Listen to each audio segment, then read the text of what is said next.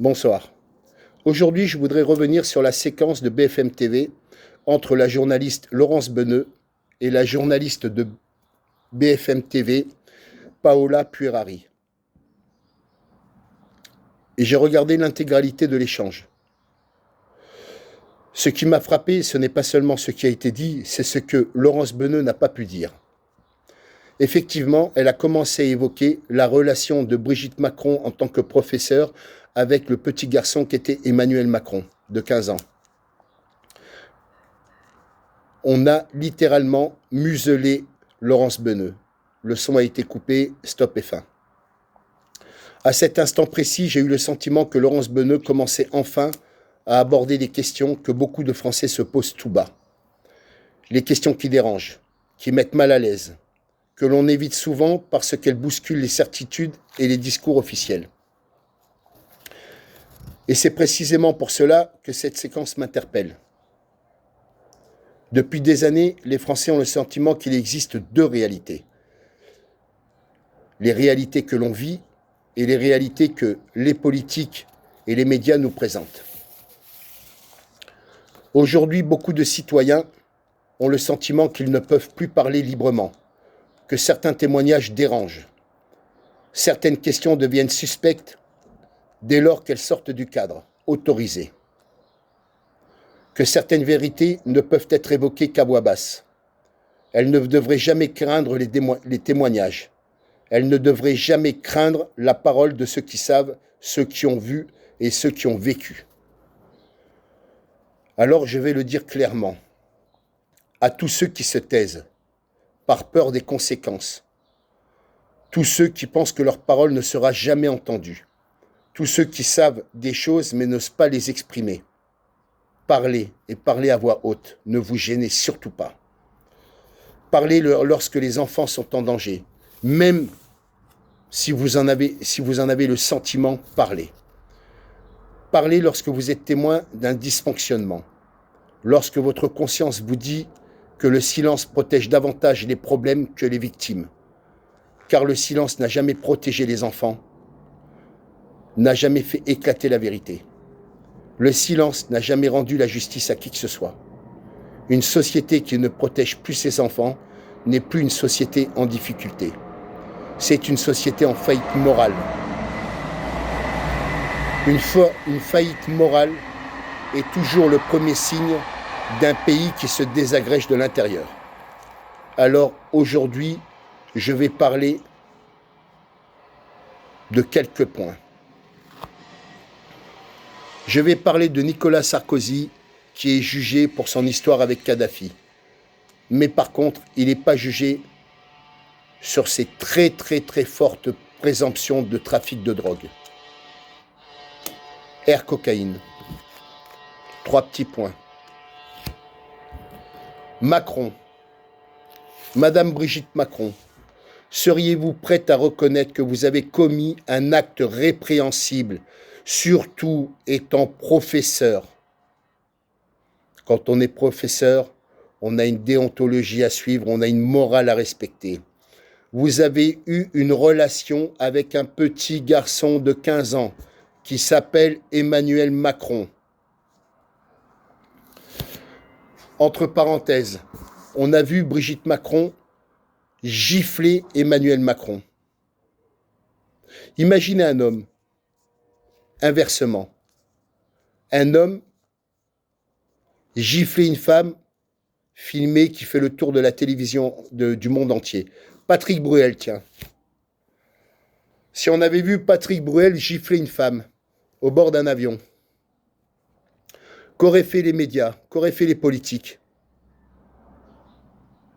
Quand c'est un homme qui gifle une femme, attention, pour moi, la femme est l'égale de l'homme. Mais je pars du principe qu'une femme restera toujours une princesse. Mais je voudrais un petit peu remettre les choses à l'heure. Un homme qui aurait giflé une femme, un homme connu, on va dire, comment auraient réagi les médias? Comment aurait réagi la politique et comment aurait réagi la justice? Voilà. On le sait tous, Macron est un homme soumis, on le sait. On le sait que c'est un homme soumis. Mais voilà, je ne vais pas parler de la honte que le pays a eue. Alors cette dame, est-ce qu'elle a forcé à l'époque Emmanuel Macron à avoir des relations avec lui? Est-ce qu'il est conscient? Est-ce qu'il a toute sa tête lui aussi? C'était peut-être une petite plaisanterie, c'était peut-être, mais en tous les cas, c'est une réalité.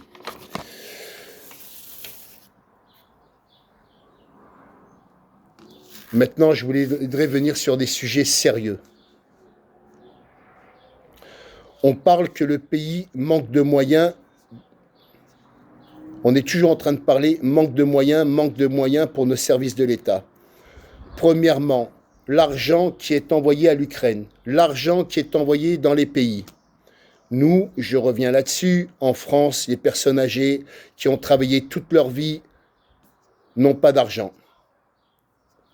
Aujourd'hui, j'étais en voiture avec ma femme, on arrivait à un feu, il y avait une personne d'un certain âge qui était au bord du feu, ça n'était ni un Roumain, ni un Ukrainien, ni un étranger, c'était un monsieur français. J'ai parlé 3 minutes avec lui, le temps que le feu, il mourait de soif, il n'avait pas soif. Je lui ai donné le peu de monnaie que j'avais sur moi et je lui ai donné une bouteille d'eau que j'avais dans la voiture.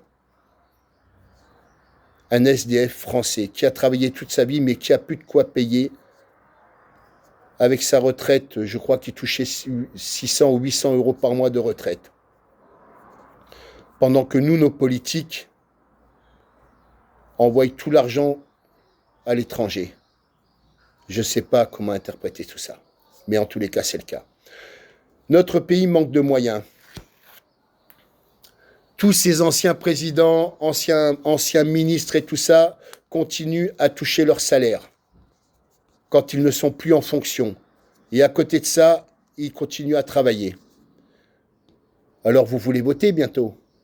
Eh bien, vous savez quoi? Est-ce qu'il y a possibilité de créer quelque chose, un groupe ou je ne sais quoi? Et on va demander, que les Français demandent, que toutes ces têtes de mort là, de politique, de droite, d'extrême droite, de gauche et de tout ce qui s'ensuit là, que le premier qui s'engage à stopper ça, à arrêter cette loi, que tous les ministres, les anciens ministres, les présidents et tout ce qui s'ensuit, parce qu'elle est belle l'histoire, ne toucheront plus de salaire. Vous, quand vous travaillez dans une entreprise, et que derrière, quand vous arrêtez de travailler dans cette entreprise ou quoi que ce soit, vous n'avez plus de salaire. Alors pourquoi nous, on devrait accepter qu'un ministre ou qu'un ancien président ou qu'un ancien député continue à toucher son salaire? Vous ne pensez pas que ça va rentrer de l'argent dans les caisses de l'État? Parce que l'État, là, quand il vient vous demander vos impôts, quand il vous oblige à payer, quand il vous oblige à tout ça, il n'y a pas de problème. Alors déjà, première chose, quelle personne serait capable de le faire? Parce que je ne vois pas pourquoi les présidents et les ministres et les députés et tout ce qui s'ensuit continuent à toucher leur salaire. J'ai jamais vu, par exemple, ils continuent à avoir leur sécurité, là, leur garde du corps. Moi, j'ai jamais vu un ministre ou un président être victime d'une tentative d'assassinat après ses fonctions. Hein. Je n'ai jamais vu ça. Hein. Ni un ministre, ni quoi que ce soit. Alors pourquoi ils continueraient à avoir leur sécurité, leur salaire et tout ce qui s'ensuit? Déjà ça, stop, on arrête. Mais pour le faire, il n'y a que les citoyens qui peuvent arrêter tout ça. Que les gouvernements arrêtent d'envoyer de l'argent à tout va dans les autres pays, qui s'occupent de ce qui se passe à l'intérieur du pays. On aura plus de moyens pour protéger nos enfants, on aura plus de moyens pour que la police et la justice puissent faire leur travail, et on aura plus de moyens pour réarmer notre armée, tiens. Je pense que j'ai un petit peu vidé mon sac, parce que des fois, je m'embarque un peu dans mes propos. Madame Brigitte Macron, je vous souhaite une bonne soirée.